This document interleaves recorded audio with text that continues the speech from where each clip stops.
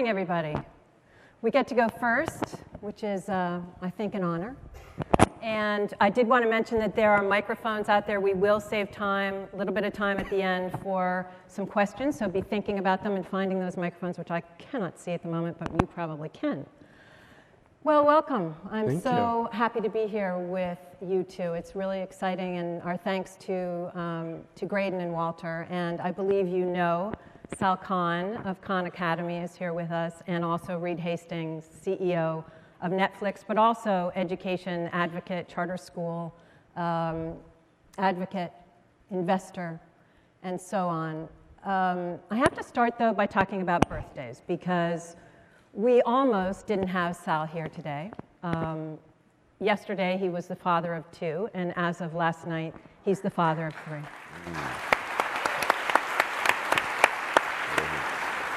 And he has the bracelet on his arm. I still have my daddy bracelet, just to make sure that I have.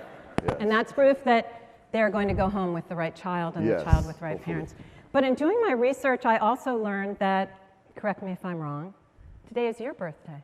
Is that my 26th birthday? Your 26th birthday. Yeah, thank you. And here's some other news. Today is my 26th birthday as well. Really? So we all have this My strange, birthday and your is birthday is Saturday. Saturday. So what is happening here in No this? wonder we're attracted to Vanity Fair. Yeah. Vanity. Yes, and here we are on our birthdays, and we could talk more about that privately, about what is wrong in our lives. But thank you so much for having us. We are going to talk about education. I host a radio program for Bloomberg that's all about K-12 education, and I have interviewed Sal before, but this is the first time I've met Reed. I have a husband who works for Comcast, a daughter who works for HBO, so I figure what could go wrong up here? Fortunately, we're talking about education today, and both of our guests, as I was doing research, the most common attribute associated with them is their ability to see around corners. So today we're going to tap into their wisdom and have them paint for us their pictures separately and together of what education might look like down the road a bit and what they're working so hard to do. Reed, I want to start with you. People know your business story. They may not know your education story. They may not know that you taught math in Swaziland for the Peace Corps 2 years after deciding, for 2 years after deciding that maybe the Marine Corps wasn't for you, that you also served on this state's Board of Education for 4 years, that you've been involved in the charter school movement for a long time, you've been an investor, you're no newcomer to education. Paint us a picture of what you think education could and should look like in the coming years, K-12. Well, we want every kid around the world to get a chance at an incredible education and to be able to fulfill their destiny. And, you know, in the U.S., we see this as how do we transform K-12, but that's an important limited subset. You know, it's really how do we make it possible for human beings to learn more, and we need every kid in Nigeria and Pakistan and everywhere else to get a great education, and we're much more likely to have a long-term peaceful world if we have a sense of that. And that's why, you know, I've been a supporter of Sal's. It's why I'm an investor in Dreambox Learning, is because online is really the big lever we have in terms of global education. So a lot of it's getting pioneered in the US because we have a high state of deployment of technology, but it's fundamentally a global vision for all of us involved in it of, you know, providing kids opportunity and breaking down some of the industrial paradigms that we have today. So Sal, I've become sort of obsessed with your handwriting, by the way, and I love the fact that you now have voices other than your own, although for years it really was just your voice on there, so it was a lot of recording and a lot of writing. When you were first posting those videos for your cousin and other family members, did you have a feeling that this was going somewhere? Were you test marketing, or did you really stumble into what's become Khan Academy? I definitely, you know, I read a lot of science fiction books, and so I definitely daydream a lot. And so, you know, when I first was working with my cousins, it did strike me that, hey, and actually I started working on the software before. I think anyone who was kind of interested in the intersection of education and computer science has always said, hey, we could create some type of super automated tutor. And actually that was my first idea, to work with my cousins. And I said, hey, you know, maybe if this works, that this thing could actually scale. That's the beauty of software. And even those first videos, I made it as really a way to complement this software thing that I was making for my cousins. And it did occur to me that if my cousins found this useful, just the nature of online video, that it could just reach as many people as possible. But I also recognize that, look, I wasn't the first person to put videos online, et cetera. But it did, but after about 2 or 3 months that it was out there, and I started getting, started to become clear that people who were not my cousins were watching. And even simple comments like "thank you" were a big deal. Most of the comments on YouTube are not "thank you." No. But then people started, as soon as I saw some of those first comments that, this is how I was able to pass algebra. This is how I was able to, remediate so I could become a physics major, an engineering major, or go back to college or tutor my kids. I felt like something was there. That's between that feedback from random people on the planet, and I saw kind of in a very focused way my cousins improving. That was, to me, kind of the motivation to keep going. And as you say, you weren't the first person to post lessons online. So Sal, why were Reed successful, either of you? In Sal's case, because he intuitively managed the brand very well. And that Khan Academy became the thing you think about for online free resources. And there was a number of follow-ups to it, like doing a good job with YouTube and the actual lessons being great. But as you pointed out, there's 10,000 people who have created good lessons online, and one brand that emerges. And Sal would like other brands to emerge and compete with them and for ideas too. But it's I think both by his personal example and by just an intuitive sense of brand stewardship, he's really created a phenomenal brand, which has then allowed him both to do the fundraising, to have a bigger staff, to do more work, and to be a platform for other creators. So it's a phenomenal job. And you chose right at the start to be a nonprofit. And I just want to explore that for a minute. You've gone on to do some other things. You're now partnering with the College Board to do free SAT prep, which might be of interest to some of our students here, although they're past that point, but surely there are siblings out there, and a whole lot of other things, work in schools, curriculum, et cetera. So why nonprofit? Why not a business? Yeah, and it's very counterintuitive. I mean, here I was an analyst at a hedge fund, probably the most for-profit of all jobs. I was living in the middle of Silicon Valley. Half of my friends are either entrepreneurs or venture capitalists. But I was doing this thing really for fun. It was a passion. And once it started to become clear that it was something, I had a few conversations with some venture capitalists who were interested in funding it, and they were very nice, and it seemed like it could work. But I did the thought experiment of what would I want this thing to become, and it felt, for me, my biggest fear is, even if it's a widely successful for-profit, if it gets acquired, what actually happens to the content? Will it still be doing what I hope it does, and its mission is a free world-class education for anyone anywhere? Is it still going to be doing that in 50 years or 100 years?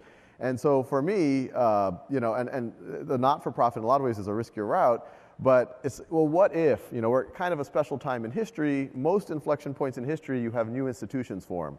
And it felt like, well, maybe, just maybe, this could be a new institution.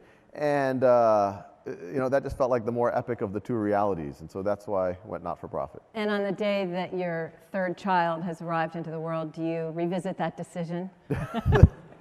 No. I mean, it's, there's a Harvard Business School case on whether Khan Academy should be for-profit or not-for-profit. And I've observed actually many of the case discussions that have happened, and it's all the key issue that people always settle on is, will they be able to attract talent in Silicon Valley without having stock options? The answer, at least in the last 4 years, has been a definitive yes. Luckily, we've had supporters and we have a board who do realize that we need to pay people. We actually pay people upper quartile Silicon Valley in terms of regular compensation. We can't give stock options, but we've been able to attract, because of the mission and the work and the impact. We're a team of 75 people now. I would say, I would take that 75 folks against any similar-sized organization in Silicon Valley. And I think when you live in the shadow of Stanford University, and you think of the impact that the Stanford's made in founding that, we're 120 years later, it's a transformational institution really around the world. And that part of the dream of the supporters is that, properly nurtured over 50 years, that the benefit of Khan Academy could be that kind of, incredible impact. And as everyone knows, Stanford's a nonprofit. And so are all of the leading intellectual institutions of the world. So it is not uncommon. If you want to change education to be a nonprofit, in fact, it's more common. I was going to ask you if you think Sal's business would be a successful business. It sounds as if you're saying it's better off remaining nonprofit, or talk to us about absolutely. It's much more transformational on a nonprofit. The key thing about the internet is you develop once and then 1 billion people can use it. Now go climbing to 2 billion. And so you've got very modest relative to its impact fixed costs. And if you try to collect money in either advertising or in payments from 1 billion people, that's very high-end and expensive and hard to do. As Netflix, we're only at 50 million after 15 years, and Facebook and others, which are free, at over 1 billion. So if you want to have super broad impact in the way that Sal does, I think nonprofit's the right choice. And nonprofits can't raise equity, but they can raise debt, and lots of nonprofits do. So there's really plenty of access. 90% of capital raised in the US is debt. And so this whole mania in Silicon Valley about equity, it's really a sideshow. The main, transformational impact in education will be from these nonprofits. When you look at education here, and I take your point on global issues, has technology changed K-12 education yet? Not substantially, I would say. Would you agree? At least not compared to what it will. Yeah, exactly. I think it's changed the conversation, but I think if you were to randomly sample a random school, even in the US, it will today look very similar to the way it looked 30 or 60 years ago, or 100 years ago. Why is it so hard to change? Well, the technology's still maturing. I mean, think of the first computer chess players, 40 years ago. They were pretty lame players, and it took 30 years of very substantial effort on one narrow domain to beat the best humans. So if you think about it in online education, we're trying to be as good as the best teachers. And that's a 30 or 40-year task, at least in well-understood domains like math and science. We're just beginning on it. So, at some point, online will be better than the, lowest quartile teachers, and that's a big advantage. And then it will be better than the lowest, median teacher. And then it will continue to, and by better, I mean effective for the student, that the student learns more, augmented, by software. 60% approximately of schools still don't have adequate broadband, adequate internet access. And in terms of homes, whether you're looking at rural America or low-income urban America, there are millions of kids who are without adequate internet at home. So how can technology, Sal, really help education with that reality? Yeah, and I think it's actually, to some degree, some of this, I guess you could call it digital divide or whatever, there's actually been a rational component to it, which, even when I was a kid, some richer school might have a computer lab, a poorer school might not. But when there were extra funds and the administrators of the poor schools, well, what are we actually going to do with this computer lab? Are we just going to buy technology for technology's sake? And you fast forward all the way to today, I think people are rationally still asking that same question. Okay, we can kind of intuit that access to the internet, access to technology, mobile devices, whatever it is probably valuable, but it hasn't really been kind of validated yet. And so there's this chicken and egg, and there's been a lot of, most famously LA Unified recently with the iPads, and it's like it doesn't move the dial or people using it, et cetera, et cetera. And it's hugely expensive in a resource-constrained system. So I think one of the keys is how will you actually use these technology? And in my mind, it's not technology for technology's sake. It's what is the ideal education model? Let's just go to a first principles question. And something we always talk about, I know Reed is kind of, we both of us talk about this all the time, is the ideal education model is having, as we were talking before, Aristotle, being your private tutor, or having this master tutor. And that's what education was 300 years ago. But only 1% of people really got that, or 5% of people. 200 years ago, very egalitarian idea, free public education for everyone. Started in Prussia, soon went to Japan, UK, US. No coincidence that those were the first nations to have a broad middle class. But if you were going to do free public education, you can't give everyone a private tutor. It just wasn't economically feasible. You said, okay, well, how do you do anything reasonably well at scale? Batch students together, move them together at a set pace, apply some processes to them, at some point sort them out, hey, they're going to go become doctors and engineers, they're going to go do more blue-collar work, et cetera, et cetera. And we've been in that system for 200 years, and that served the Industrial Revolution reasonably well. But now there's two forcing functions. One is that's not going to serve the time that we're about to enter, or that we already have entered, a time when labor is going to be automated. Even a lot of white-collar work is going to be automated, and so that creative class is actually where you want most of the people. And so the old Prussian model is not going to cater to that. But the neat thing is that we also now have new tools. Technology is one of them, the internet's one of them. And so can we go back, can we answer the question, can we have the best of both worlds now? Can we do broad-based free access to education, and at the same time, can we start to personalize it more similar to having a private tutor? And obviously, that's going to be a long-term artificial intelligence problem to get there. And once again, it's not replacing the teacher. It's augmenting the teacher with these tools so that he or she can personalize to each student.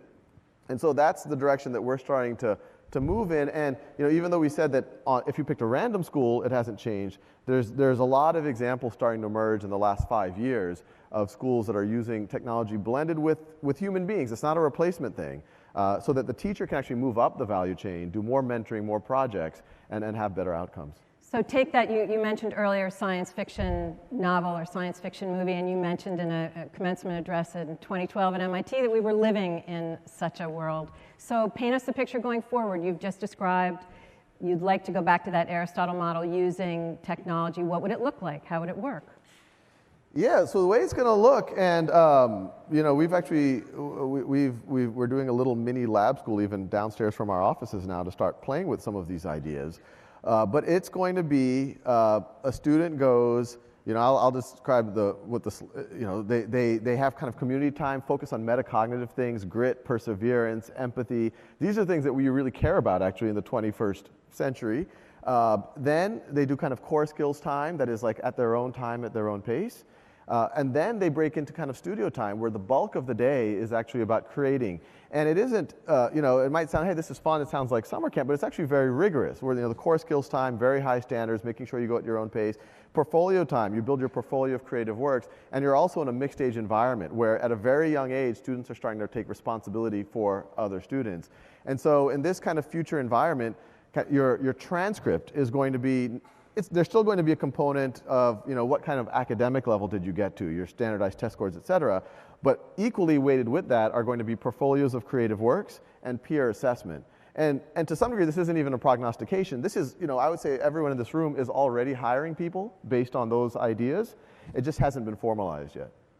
So when you look around the world, and Reed, I wanted to ask you because you know that opponents of some school reform efforts refer to you and your colleagues as the Billionaire Boys Club and say, what do they know about education? Why don't they stick to their knitting and let educators fix education and let us learn from the rest of the world and education systems somewhere else? How do you respond to that, and what do you see in the rest of the world that encourages you to get involved in education? Well, I think for everybody, they find a cause or a passion, and some people work tremendously hard on eliminating greenhouse gases or carbon recapture. Other people work on, antiviral strategies for Ebola or HIV, and other people work on education. And so, the task really of life is finding something you can make a real difference at. And my experience has been, to try to do a very few things to try to do them well, and you have to stick in it a long time. So this is it's not going to be like 5 years and suddenly education around the world works well. This is a 50-year task, and both Sal and I and others will be involved in it for a very long time. And then you learn along the way of what strategies work, what strategies don't. This is why the online, you have to take the long-term view. So, 20 years ago, 1994, we had a little bit of Mosaic browser, and Netscape wasn't yet public, and everybody was on dial-up.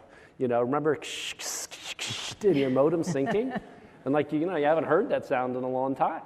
And then 10, 20 years later, we have smartphones, we have 1 billion users, we have incredible capacity in fiber optics. And 10 and 20 years from now, think of the fiber optic revolution, fiber optic getting to every home and every school is like rural electrification. Essentially 100% of towns and in the rich countries' homes, and certainly all schools will have fiber optic with essentially infinite capacity. And that's just 10 or 20 years from now. So a lot of what we're doing is skating to where the puck is going and imagining that as all of this capacity gets built, and then the cost of a smartphone, I mean, you all are tracking this, is dropping dramatically, a Chromebook. So all that's coming down. So then there's a lot of us working on, okay, what software is going to be possible that's server-based and deeply personalized and has cognitive models. And that's hard. That's a lot of research and trial and error that we're working on in advance of that time. So I think that's when it really comes together. But nothing that we're doing is short-term solution, like 2 years from now, US SAT scores will be up 15 points. That isn't why we're in it, and that isn't going to happen. But over 10 or 20 years, it can be very transformative on a global basis. If you look at Netflix, for example, in our house, my husband and I binge watch House of Cards. People binge play video games or Candy Crush or something like that. Is there a way to create binge learning? Is there some way to, and perhaps there are people sitting at Khan Academy for 36 hours in a row, could very well be, but how do we get that sort of addictive, get into it, excitement to transfer to education? My first binge was calculus. And I got to college. I hadn't had much calculus. And the college I went to had a self-paced program where you could go at your own speed for that sequence. And it turned out I loved it. And then, I could just go at my own pace, and it was just this fantastic experience. There was tutoring, and I could ask people things where I got stuck, but basically have the textbook and some exercises to see if you got the exercise, and I could go. It was just tremendously engaging in the same way that binge entertainment is. Okay, you're in control, or like reading a whole book one night. It's a normal experience to be able to do that. And then in some cases, like TV once a week, or you have your physics class meet once a week. It's artificially regulated because of other constraints. But the natural thing is to allow binge learning, and then and so we're making great progress on that. What do you think, Sal? Are there people who are binge Khan Academy-ing? Yes, we definitely have some bingers on Khan Academy, and some to great effect. I mean, we had a kid visited from, he was a dropout from high school, and then he kind of had time, so he started binging on Khan Academy, goes back to his high school, ends up topping his math class because he's binging on this stuff, becomes a valedictorian, goes at Princeton, then becomes an intern at Khan Academy, and then he's like the best intern that we've ever had, no disrespect to the other interns who are all very good as well. So he's that's a very a positive. So we definitely see that, and we can see that in the data. But one of the questions that we keep asking ourselves is, Khan Academy is a great tool for the person who the read when he was in calculus class. That's if we give you that, you're just ready to learn. You could grow up in a slum in Calcutta, but if you get that on an Android device at some point in your life, you'll just be able to reach who knows where. But how do we get more people to have that mindset? And there's all this famous work from Carol Dweck, growth mindset, this belief that, this recognition that your brain is like a muscle, that the more you use it, it can grow, you can change your intelligence. This work, Angela Duckworth at University of Pennsylvania around grit and perseverance. Can we train people in that way? And so a lot of the focus on Khan Academy, out of the 75 folks on our team, the great majority is not working on videos. Most of our team is working on the more aspirational goal of, can we create essentially like a video game framework that incents people to do exercises, gets feedback. We're using pretty sophisticated machine learning, not too different than what Netflix might use to get recommendations, where we make recommendations. What's the next best activity that's most likely to move you up your learning curve and be engaging to you? So I think we're at the very early stages of that. I have been dabbling on Khan Academy for the past few months, and I am getting your encouraging emails saying, well done, you see you worked really hard. It's slightly pathetic that I don't want to tell you what I'm working on, that they're giving me these great reinforcing. But I understand, I read your piece talking about your son and why you will never say to him, you're really smart, you're really clever, because this growth mindset concept is really important, that you can build your intelligence, it is not fixed. Does that mean IQ is meaningless? I think IQ, as it's traditionally defined, is kind of a antiquated idea that, like, you have a 130 IQ, you are gifted, and the 129 is not gifted, and it's all of these things.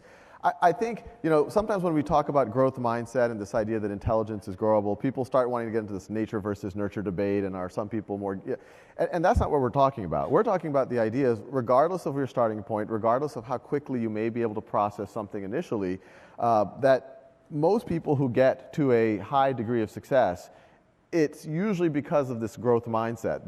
They are doing a lot of struggle, a lot of effort. They're embracing failure on a regular basis, and that's what's allowing them to succeed. Sure, I could have practiced basketball every day and I wouldn't be LeBron. That's just a reality of the world. But I would be a lot better. And it's hard to say who's going to get to that point. And there's a lot of, even in our society, and I think the Prussian model of school kind of reinforces this, we associate the ideas of slower and dumber together, because it's like, if you can't keep up with the assembly line, okay, you're just going to be tracked someplace else. But there's actually starting to be a lot of research even that people who read slower, who process slower, actually get a much deeper understanding, and if you kind of give them the time to process, they're more likely to be able to kind of make significant connections in an idea. And one example I give right now, math, science, engineering, these are intensely creative fields, but they don't feel creative because the way we assess students right now in these domains, it's like if you were to assess future painters based on how well they mix paint, or a future dancer based on how flexible they are, that's the same thing to assess someone's mathematical creative ability based on how well they can factor a polynomial and how fast they can do it when they're 12. So we have time for a couple of quick questions from the audience. Anybody at those microphones? They're going to ask us to factor a polynomial yes, in real time. I've done. Let's go. I'm ready. By the way, Sal, while somebody's approaching the mic, tell us about the school you've started at your office.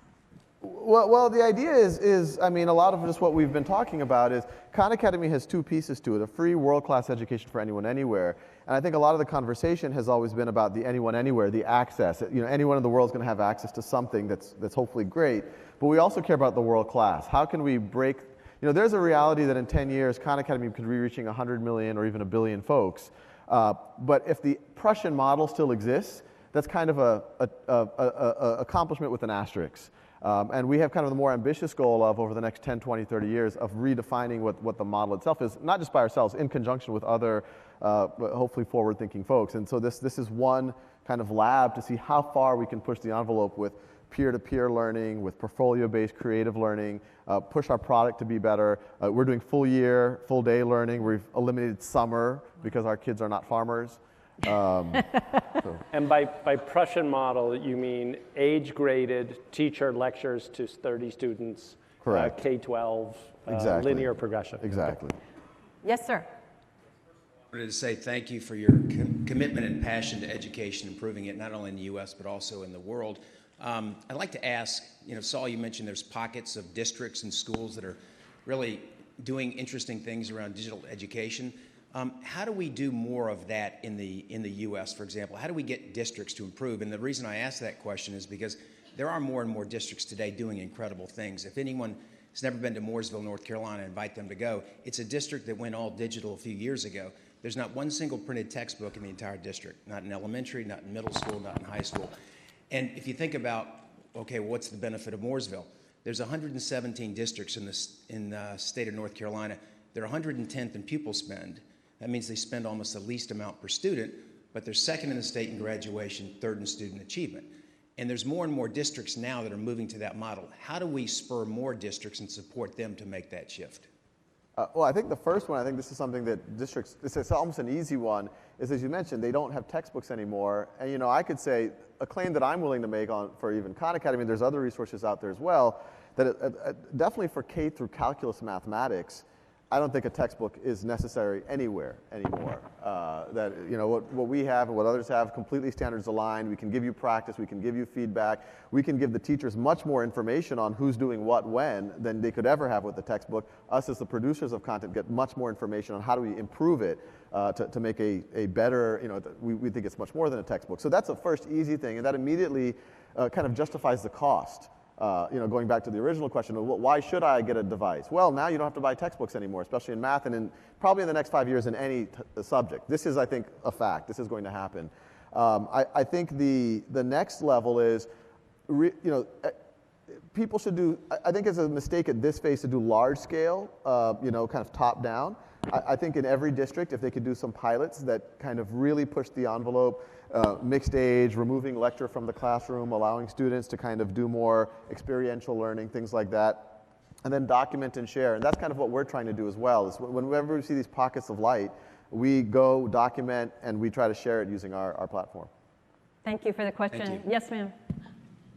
Thank you very much. I'm curious about the global model that you have to reach the variety of cultures in our global environment. And is Khan Academy solely in English? And how do you reach children in the other lands? It's the exciting thing is in the last 2 years we've had a fairly aggressive localization effort, and this is we're a small organization. We've been partnering with the Carlos Slim Foundation in Latin America, the Lemon Foundation in Brazil. There's a foundation in Turkey, and Libraries Without Frontiers in France. So those have been the first 4 languages that we've translated. So there's a fully localized, not just videos, but also the exercises, teacher dashboards.